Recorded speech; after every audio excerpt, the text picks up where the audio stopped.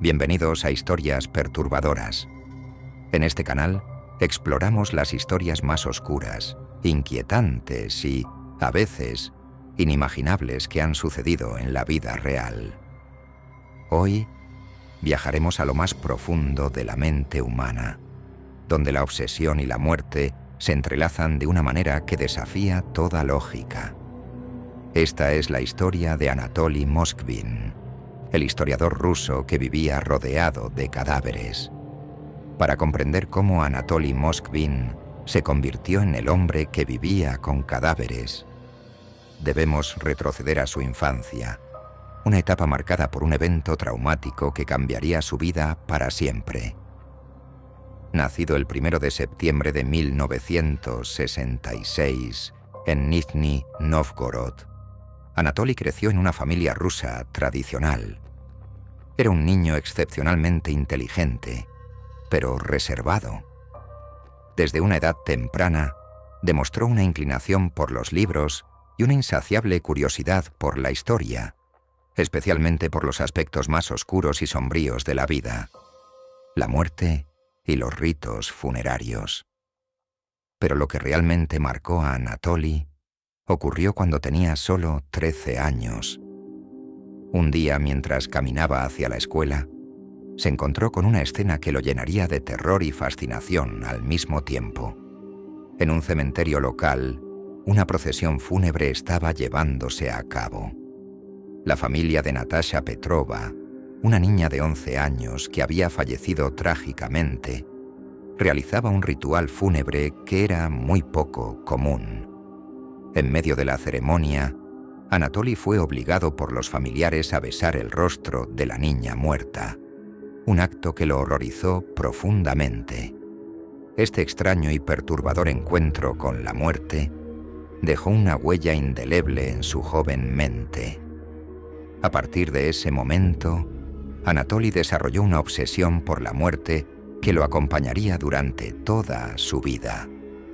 Comenzó a visitar cementerios, leyendo sobre rituales funerarios de distintas culturas y explorando las conexiones entre la vida y la muerte. Sin embargo, esta creciente fascinación no era compartida ni entendida por sus compañeros de escuela, quienes lo veían como un joven extraño y solitario. A medida que Anatoly crecía, su intelecto también florecía. Estudió filología en la Universidad Estatal de Moscú, especializándose en lenguas extranjeras y cultura celta. Pero lo que más lo apasionaba eran los rituales funerarios antiguos. Mientras otros estudiantes se enfocaban en temas más convencionales, Moskvin dedicaba su tiempo a investigar el misticismo y la historia de la muerte. Sus compañeros y profesores lo describían como un genio excéntrico, siempre inmerso en libros sobre lo macabro. Sus notas académicas eran impresionantes y muchos lo veían como un futuro erudito. Sin embargo, nadie conocía la profundidad de su obsesión por la muerte ni los oscuros pensamientos que comenzaban a tomar forma en su mente. Además de sus estudios académicos, Anatoly desarrolló un interés por el ocultismo y las prácticas esotéricas, temas que estaban directamente relacionados con la muerte y los cementerios. Viajaba constantemente a cementerios locales y regionales, documentando tumbas, recolectando datos y profundizando en la historia de aquellos que habían fallecido. Sus notas detalladas y su vasto conocimiento lo convirtieron en una figura respetada en ciertos círculos académicos, aunque muchos seguían viéndolo como un excéntrico que había perdido el rumbo. Ya en su adultez, Anatoly había construido una vida dedicada por completo a la investigación de la muerte. Se convirtió en una autoridad local en la historia funeraria, escribiendo artículos sobre antiguos rituales eslavos y las prácticas mortuorias de diferentes culturas. Su trabajo académico era conocido y valorado, y muchas personas acudían a él para consultas sobre cementerios y tradiciones relacionadas con la muerte. Anatoly caminaba por los cementerios como si fueran su segunda casa. Conocía la ubicación de cientos de tumbas, así como las historias detrás de cada una de ellas. Se refería a los cementerios como lugares sagrados, y a menudo pasaba largas horas en ellos, investigando y observando las tumbas de los niños fallecidos. Este enfoque casi espiritual hacia la muerte le otorgó un extraño sentido de propósito, y para él, los cuerpos enterrados no eran solo restos, eran recuerdos de vidas que merecían ser preservadas. A medida que pasaban los años, sus investigaciones lo llevaron a desarrollar una conexión aún más profunda con los cadáveres de niños, especialmente las niñas. Veía en ellas una forma de inmortalidad, un estado de suspensión entre la vida y la muerte.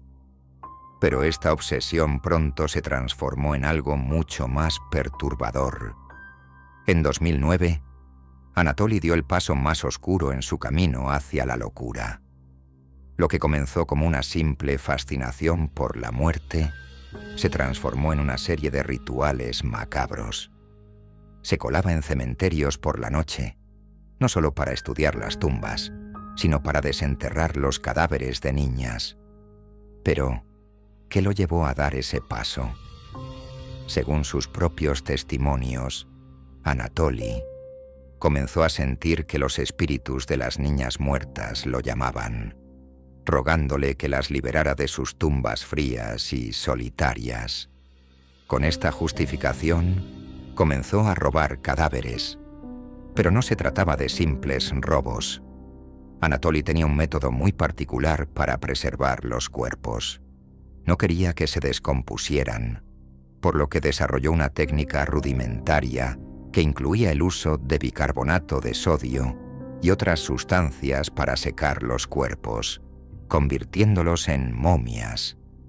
Después de desenterrarlas, las llevaba a su casa, donde las limpiaba y las vestía con ropa colorida y, a veces, extravagante. Algunos de los cuerpos eran adornados con máscaras y pelucas. Anatoly, en su mente, no veía los cadáveres como simples restos, sino como una especie de muñecas que estaban bajo su cuidado. Las trataba como si estuvieran vivas, celebrando cumpleaños con ellas y viendo la televisión en su compañía. Entre 2009 y 2011, Anatoly vivió con 26 cuerpos momificados de niñas en su apartamento. Sus padres, que vivían con él, aparentemente desconocían la magnitud de lo que estaba sucediendo en su propia casa.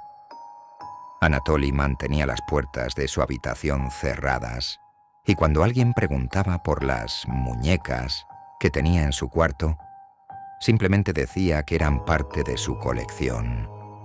Los cuerpos estaban cuidadosamente dispuestos en diferentes habitaciones de la casa, algunos sentados en sofás, otros descansando en camas. En una de sus confesiones más perturbadoras, Anatoly dijo que nunca tuvo intenciones sexuales con los cuerpos. Para él, eran compañeros silenciosos, figuras a las que debía cuidar y proteger. Sin embargo, esto no disminuye el horror de su macabra colección. Los cadáveres eran tratados con un cuidado meticuloso. Cada cuerpo era envuelto en telas, llenado de paja o trapos para mantener su forma, y luego vestido con ropa brillante y festiva. En algunos casos, Moskvin reemplazaba los ojos con botones o juguetes, intentando devolverles una apariencia más viva.